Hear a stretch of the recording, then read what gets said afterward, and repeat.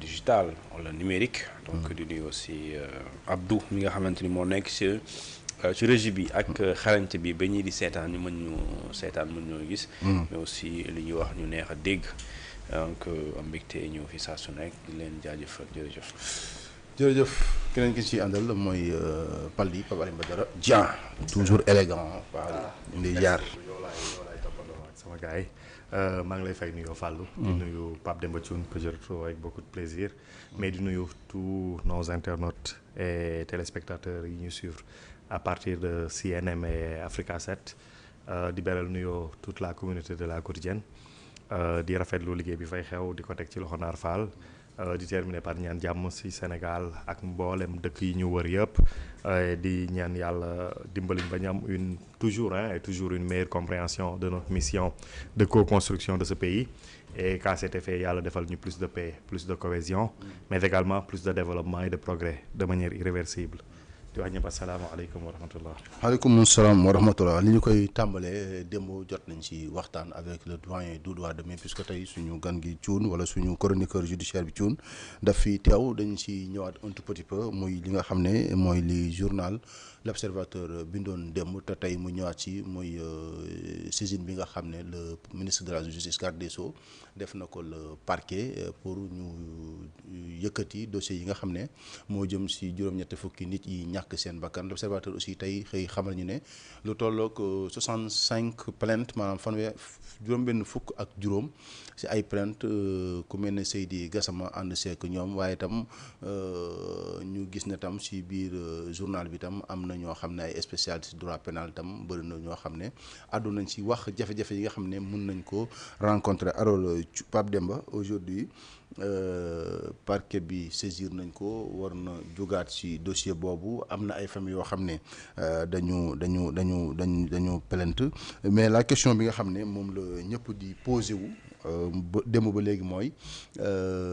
jafe-jafe yi ñu jàpp ne mën na am par rapport ak enquête boobu ndax ni ko l'Observateur waxee aujourd'hui ñi nga xam ne xëy na moom lañ visé mooy les hautes autorités bu ñu si tuddee xëy na le président de la République le ministre de l'Intérieur le ministre de la Défense le haut commandement de la gendarmerie ak xëy na le chef de la police nationale directeur de la police nationale donc ñooñu ñëpp day autorité mais si terrain bi du woon ñooñu lañu gis ñuy wàcc ci terrain bi ay policiers ay gendarmes am na itam ñoo xam ne dañuy accuser ay nervis mais question bi mooy ndax ci sa gis-gis Thioune dina yomb ñu mën a établir lien entre yi nga xam ne moo am ci terrain bi te ñu jàpp ne ay forces de l'ordre def nañ ko parce que tey bon dañuy concentré wu ci forces de l'ordre yi ak ñi nga xam ne ñoo leen di jox ndigal ñu commencé ko ci suuf ba ci kaw. waaw dina compliqué nag el bi waa vraiment dina am agitation weer yi di ñëw wala semaine yi di ñëw bu fekkente ni dañoo dem ci déglu. waaw dina am solo bu fekkee dañoo dem ci àtte dina am aussi agitation parce que ñi nga tudd ñii ñëpp. yàlla dafa def ñoom ñëpp ay dañoo am statut. ñëpp bu dee da nga wax haute autorité comme ci man di doon. bu dee autorité politique la dafa am statut. bu dee autorité militaire daa am statut. te ku ne léegi loolu mooy créer procédure spéciale donc dafay am juridiction spéciale parce que les infractions supposées dañuy am caractère spécial parce que ki leen jàpp ne moo ko def. boo ko bëggee imputer juridiction bi koy déglu. bu bokk ak juridiction de droit commun bi nga xamante ne simple sénégalais bi lay déglu. et rawatina aussi procédure bi ngay utiliser du bokk ak procédure bi ngay utiliser pour déglu sénégalais simple bi. jëloon exemple supposons bu dee da nga remonter. ba ci kaw. nga ne li fi am na ay responsabilités ñoo xamante ni c'est des autorités politiques. oui loolu kan la mën a nekk soit c'est des ministres ou bien un président. si tu parviens à établir. une responsabilité pénale de ce dernier parce que nit ki balaa nga koy topp il faut nga am possibilité établir la responsabilité pénale parce que dañ ne elle est individuelle. c'est-à-dire que li ma bokk ak yow taxul man ñu da nga def dara mboole ma ci tànk man jàppalewu ma la si. léegi yow soo bëggee déglu un ministre donc c'est une procédure spéciale. boo xamante ni dafa am priorité de juridiction ni ñu koy dégloo da ngay demaat assemblée nationale maanaam guddaay bi comme ni ñuy gis nii ni ñuy guddee ay affaire de woo nañ diw 50 milliards et cetera noonu lay nekkaat. cour de justice. foofu nga koy yóbbu parce que da nga jàpp ne lii mu def wala lii nga koy toppee jàpp nga ne bu mu nekkee ministre la donc cette procédure là obéira aux règles bi nga xamante ni mooy article 101 de la constitution moo ko wax parce que ils sont actes de leur ils sont responsables de leurs actes mais boo leen di topp dafa am pour procédure booy topp léegi su dee da ngaa bëgg a dem ci ñi nga jàpp ne l'autorité dafa am militaire dafa am responsabilité ci loolu mais en général certes mun nga ko topp mun nañ ko atte mun nañ ko juger mun nañ ko condamner bu fekkente ne def na loolu mun na nekk mais moom tamit dafa am procédure spéciale pour moom pour nga topp ko day am décret de poursuite et ce décret c'est le président qui le signe léegi poursuite waxuma la décret de pour ñu def ko pour ñu topp mun ko topp balaa muy dem di wuyu ji wala gars yi di ko woo kaay wax ci lii dafay am décret de poursuite day xaw a mel ne comme bu dee député faaw ñu dindi malaanu kiiraay pour ñu voilà mën a woo yu ni mel parce que général c'est à vie soo ko tin la ko defalee du à vie la du day kon bu jàppee ne yow bi nga nekkee général sa fonction boobu jamono jooju nga def lu ñuy tere kii dégluwaate di juge bi wala procureur wala enquêteur bi pour mu mun ko def en plus du n'importe qui moo lay déglu c'est pas le policier ou le gendarme moo lay déglu c'est le président de la Cour suprême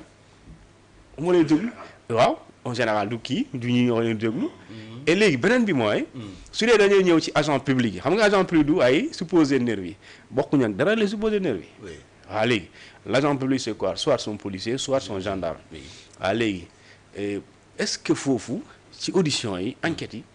est-ce que des policiers vont entendre des policiers ou bien c'est des gendarmes qui vont entendre des gendarmes et des gendarmes entendront également des policiers loolu day compliqué parce que su théâtre opération yi ñaari corps yooyu ñoo fi nekkoon la police et la gendarmerie les éléments du groupement mobile d'intervention ak li ñu tuddee GIGN groupement groupe je sais pas groupe national de la gendarmerie nationale xam groupement de la voilà GIGN groupement d'intervention de la gendarmerie nationale ñoo fi nekkoon ci terrain bi léegi ku ne groupe bu ne dafa am ko la jiite et c'est pas directement le haut commandant moo leen jiite il y a GMI dafa am le ki leen jiite le directeur il y a le directeur du GMI du groupement mobile d'intervention mu am le directeur de la police nationale mu am directeur de la police de la sûreté xaw ma de la sécurité publique bon léegi nag yooyu c'est des responsabilités ngay remonter peut-être mën na nekk des responsabilités en cascade waaye du yomb est-ce que nan ngay établir la responsabilité de Moussa Fall par exemple dans toutes ces histoires parce que li ñuy jàpp mooy policier bu nekk ci terrain bi di def ay opération am na ku fa nekk di leen commandé ci terrain bi déjà moom tamit am na fu muy jëlee ay ordre kooku am fu muy jëlee ay ordre ba mu dem ci xëy na ministre des forces armées wala ba mu dem ci président de la République chaîne de commandement bi dafa gudd léegi xam nga déjà nañu xool haut commandement de la gendarmerie dafa am lu ñu tudd le haut commandant de la gendarmerie oui d'accord ci ki mu topp c'est le haut commandant en second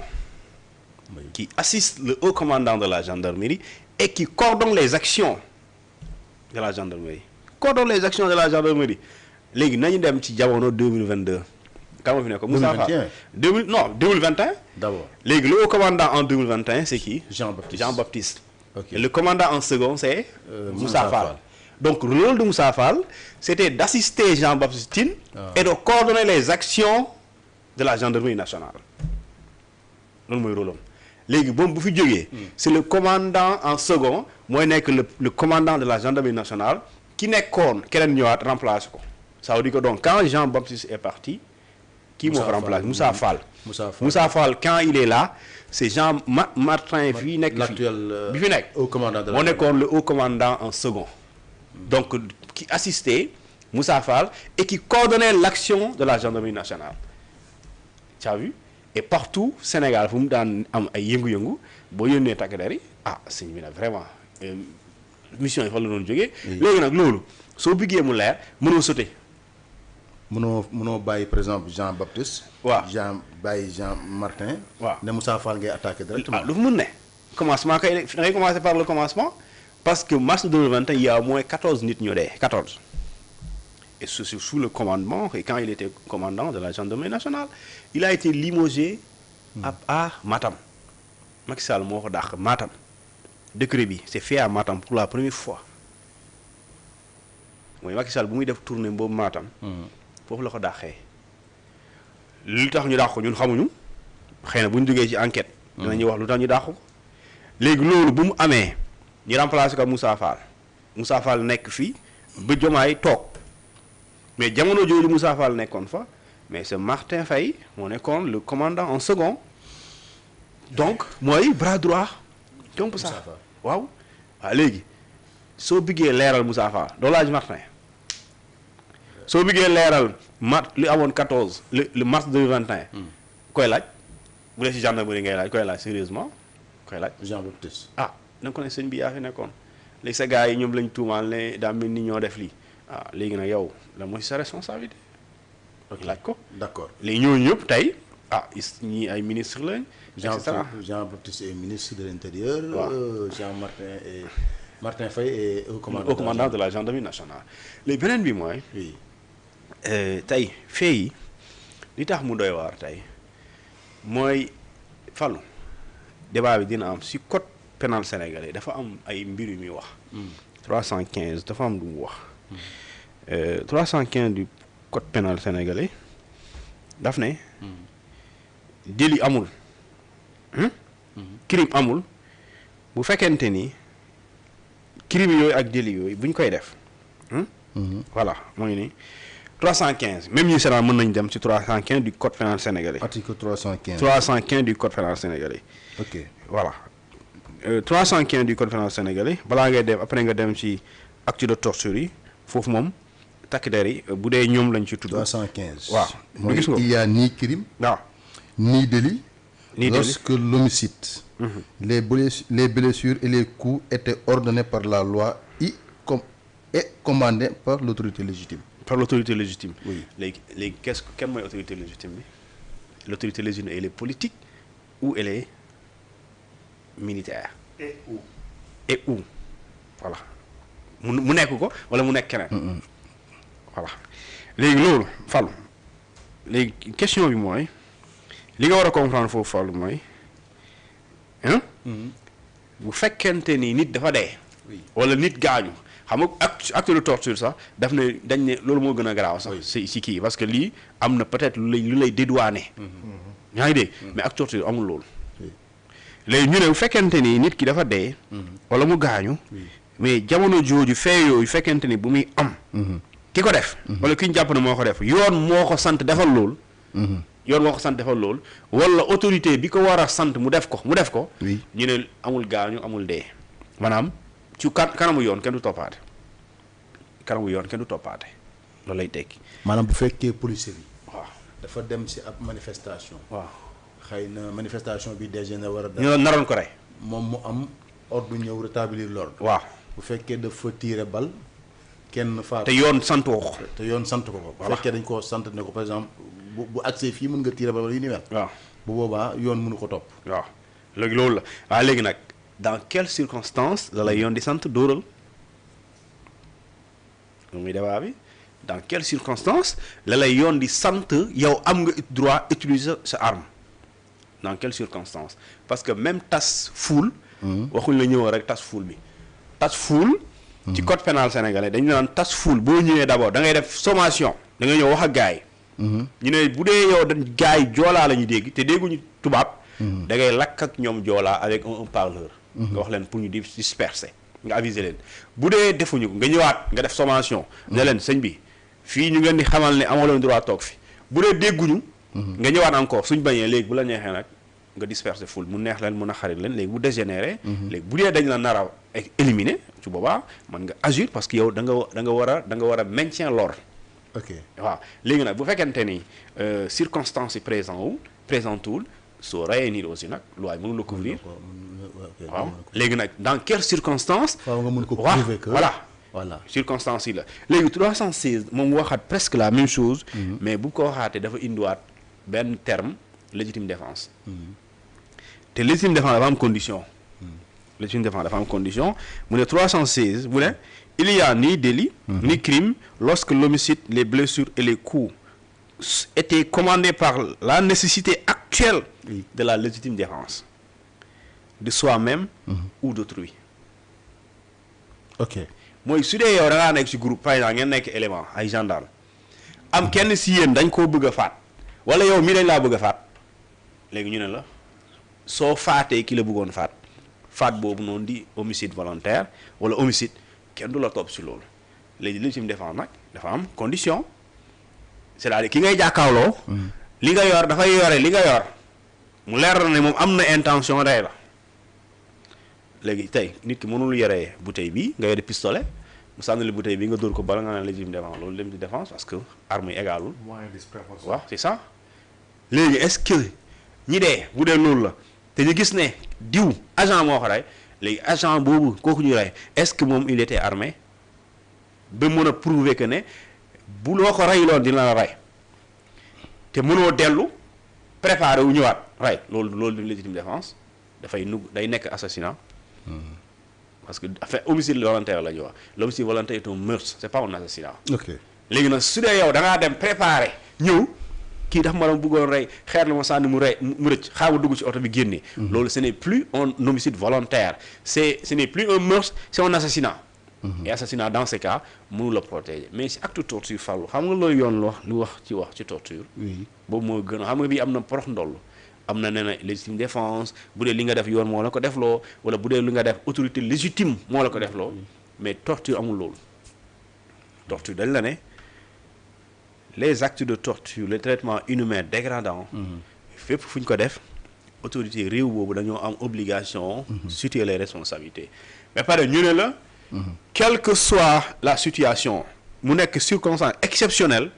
mënul justifier d'accord nga def acte de torture jëmale ko ci ay nit c'est-à-dire même bu ñu nekkee temps de guerre noonu la ko waxee bu ñu nekkee ci instabilité politique fitna dëkk bi yëngu ba kenn xamul fu ñu mujjee institution yi paralysé ñu ne ba tey daganul ngeen def ko ba pare ci suuf daf ne cependant invoquer l'ordre d'un supérieur ne saurait être mënul taxaw mënoo ko indi mënoo wax ne sama kilifa moo ma sant moo tax ma def ko moo tax ma ordre bi légal moom kenn ordre dañ koy bañ ordre dañ koy bañ ok mënoo taxaw ne sama kilifa nangam moo ma sant foofu non daf ne l'ordre d'un supérieur ne saurait être invoqué ok donc boo nee diw moo wax ma pour torturer ko amul loolu concerné wut yow mi ko wax yow dès l'instant mu am acte de torture et que yow yaay auteur bi c'est-à-dire amul looy teg pour ne d'accord loolu la mais bu dee rey bi bu dee yow bi ngay rey xam nga am na ko waxoon fii ñu ne ko ñu mbamb ko muy wax mais texte bi la doon expliqué peut-être que dëgguloon ci biir xam nga parce que tey dañ la ne bu dee yow da ngaa rey nit nga gaañ ko wala nga gaañ ko te yow gaañ bi rey bi da nga ko texte sës ci loi kenn mënu la topp léegi nag ci yan circonstances la loi wax ne mën nga rey nit ok d'accord man parce que maa ngi gis aussi même article 317 muy wax par exemple sont compris dans les cas de nécessité actuelle de défense les deux cas suivants muy wax si l'homicide a été commis si les blessures ont été faites ou si les coups ont été portés en repoussant pendant la nuit l'escalade ou l'infraction des clôtures, murs ou entrées d'une maison ou d'un appartement habité ou de leur dépendance. Maintenant deuxième alinéa bi moo ma yitteel parce que day mel ne dafay concerner si li ñuy wax mu ne si le fait a eu lieu en se défendant contre les auteurs de voies ou de pillages exécutés avec violence. donc foofu tam du yomb de day yomb donc voilà exécuté avec violence donc loi boo koy xool day mel ne aujourd'hui bon bu fekkee en tout cas si force de l'ordre yi si la ñuy yemagum en attendant day mel ne non seulement ñi nekk si terrain bi dafa mel ne y a beaucoup de choses qui les protègent y a des textes qui les protègent mais aussi dañ siy rendre compte ne même ordre bu légal par exemple Thioune moo ngi koy wax bu dee cas de torture loolu mënoo taxal benn supérieur beneen